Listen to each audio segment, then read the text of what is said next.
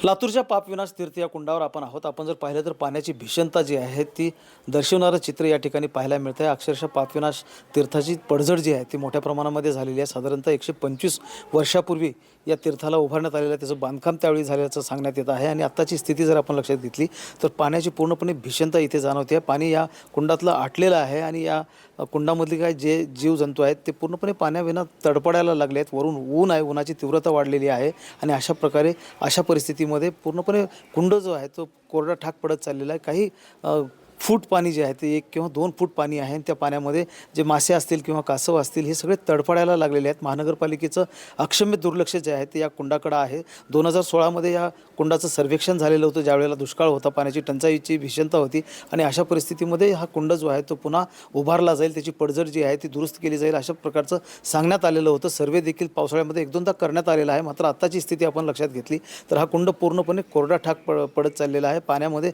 जमिनीमध्ये याची जी काही खोली आहे ती पूर्णपणे खोलपर्यंत ड्राय जो आहे तो हा कुंड होत चाललेला आहे. आणि म्हणून माशा जे आहेत किंवा कासव असतील किंवा या कुंडामधले जे जीवजंतू आहेत ते पूर्णपणे तडपायला लागलेले आहेत, प्रसंगी मृत्युमुखी पडायला लागलेले आहेत. त्यामुळे टँकरने इथे पाणी पुरवठा करावा आणि हे जीवजंतू जे आहेत ते वाचवावेत अशा प्रकारची मागणी होते आहेत. काही भाविक आपल्या सोबत आहेत, जे शनी मंदिर आहे, त्याचबरोबर भूतेश्वर मंदिर आहे आणि हनुमान मंदिर देखील आहे.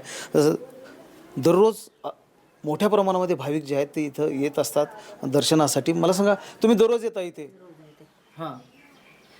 आता ते कुंड पूर्ण आटलेलं पाहताय? हां, कुंड आटलेलं आहे पूर्ण. जीवजंतू ते तडपडत आहेत. ऊन खूप आहे, त्याच्यामुळे पाण्याची व्यवस्था करावी, तर सुधारणा करावी पापनाशी रोडला. देवस्थान चांगले आहे, महादेवाचे मंदिर आहे, शनी मंदिर आहे आणि मारुतीचं मंदिर आहे. भाविकांची खूप गर्दी असते इथं, रोज पण चालू असते भाविक येणार. माशा कासव तडपडताय ते पावटत नाही? पाव वाटत नाही ते माशा, ते तडपत येत, हळहळ व्यक्त होते. हळहळ व्यक्त होते. पाहू शकतो आपण की हा जो तीर्थकुंड आहे तो पूर्णपणे म्हणजे ड्राय होत चाललेला आहे, कोरडा ठाक पडत चाललेला आहे, थोडंसं पाणी उरलेलं आहे आणि यामधले जे काही मासे आहेत, जीवजंतू आहेत ते तडपडायला लागलेत. अक्षरशः जे काही 1-2 फूट पाणी आहे ते पूर्णपणे गरम झालेलं आहे आणि त्यामुळं जीवजंतू जे आहेत ते मृत्युमुखी पडायला लागले आहेत. अशा प्रकारची स्थिती आहे. महानगरपालिकेनं तातडीनं या ठिकाणी जे लक्ष आहे ते द्यावं अशा प्रकारची मागणी होते आहेत. इथले जे पुजारी आहेत ते आपल्यासोबत आहेत. खरं तर प्रशासनाकडे काय मागणी आहे आता? प्रशासनाकडं मागणी म्हणजे कसं आहे की हे भूकंपामध्ये ढसळलेलं आहे. ते भूकंपाचं ढसळल्यानंतर खूप पाऊस पडला होता आणि त्या पावसामध्ये ही विहीर पूर्ण भरून गेली. 16मध्ये जेव्हा दुष्काळ आला तेव्हा फडणवीस साहेबांनी हे डिक्लेअर केलं होतं की पूर्ण लातूरमधल्या जेवढेही तीर्थकुंड आहे त्यांची पूर्ण बांधणी करून घेण्यात यावी. त्याचे सर्वे 2दा झाले, परंतु आजपर्यंत त्याचा कुठलाही पाठपुरावा झालेला नाही. आता ते जीवजंतू जे आहेत, मासे कासव सगळे तडपडायला लागलेत, मरायला लागलेत. ह्याच्यामध्ये कसं आहे की आता आम्ही 2 दिवसाआधी 2 टँकर पाणी सोडलेलं आहे आणि त्यांचा वाचव करण्यासाठी टँकरने पाणी सोडत आहोत. खोलीकरण झालं पाहिजे, जे पडझड आहे ते. खोलीकरणमध्ये आता पूर्ण स्टेप खोलीकरण अजून होऊ शकत नाही, कारण त्याला गाळ काढण्यात यावं लागतं.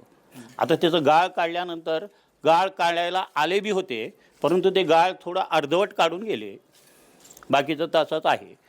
सांस्कृतिक आणि ऐतिहासिक ठेवा असलेलं हे ठिकाण आहे. पापविनाश तीर्थ कुंड जे आहेत तो साधारणतः 125 वर्षापूर्वी उभारण्यात आलेलं असं सांगण्यात येतं आहे आणि आत्ता जर आपण पाहिलं तर पूर्णपणे ड्राय पडत चाललेलं आहे आणि इथले ह्या कुंडामधले जे काही जीवजंतू आहेत ते आता मृत्यू पाहायला सुरुवात झालेली अशा प्रकारची स्थिती आहे.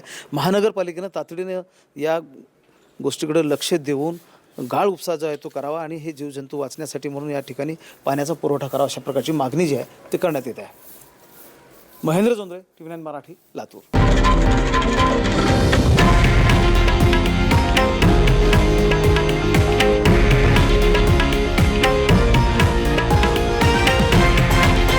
हे आहे देशातील नंबर 1 न्यूज नेटवर्क आणि आपण पाहत आहात TV9 मराठी, एकमेव.